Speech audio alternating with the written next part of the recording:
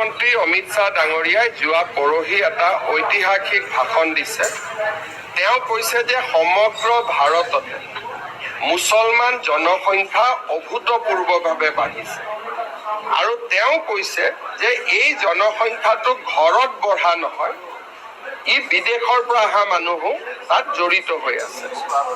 তাৰ কাৰণে ভাৰত চৰকাৰে এটা ডেমোগ্ৰাফি মিছন কৰিব খুজিছে, যাৰ লক্ষ্যই হ'ব ডিটেক্ট, ডিলিট এণ্ড ডিপোৰ্ট।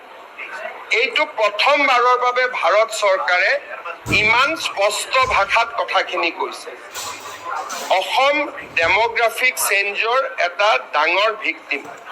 আজি অসমত মুছলিম জনসংখ্যা 2021 চনত 38% পাৰ হৈ গৈছে।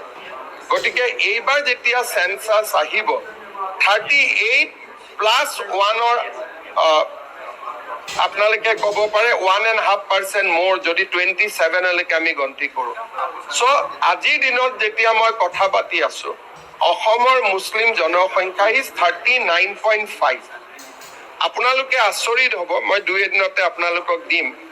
ইভেন মাজুলীৰ দৰে অঞ্চলত মুছলিম জনসংখ্যা বাঢ়িছে 100%। 100% মুছলিম জনসংখ্যা বাঢ়িছে।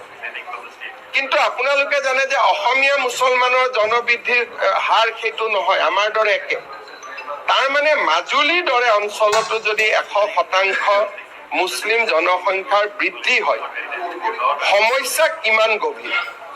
যদি অসমত আমি 40% মুছলমান বুলি ধৰি লওঁ, হিন্দু 60, খ্ৰীষ্টিয়ান আছে 6 to 7%, তাৰ লগত বাহিৰৰ পৰা অহা আৰু কিছু মানুহ যদি আমি বাদ দি দিওঁ, তেতিয়াহ'লে অসমীয়া হিন্দু মানুহৰ সংখ্যা আজিৰ ডেটত অসমত 40%ৰ ওপৰত নহয়। আৰু এইবিলাক গোটেই 11ৰ ওপৰত কৰা প্ৰজেকশ্যন। গতিকে এইটো বিষয় যথেষ্ট চিন্তাৰ বিষয় আৰু এই বিষয়টোলৈ আমি সকলো চিন্তিত।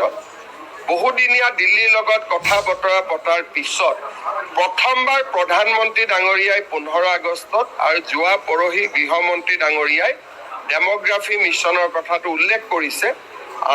বিষয়টোৰ সন্দৰ্ভত ইয়াৰ লক্ষ্য কি হ'ব, উদ্দেশ্য কি হ'ব, আৰু অলপ জানিব লাগিব। গৃহমন্ত্ৰী ডাঙৰীয়াক অহাবাৰ লগ পালে মই আৰু বুজি আহিম।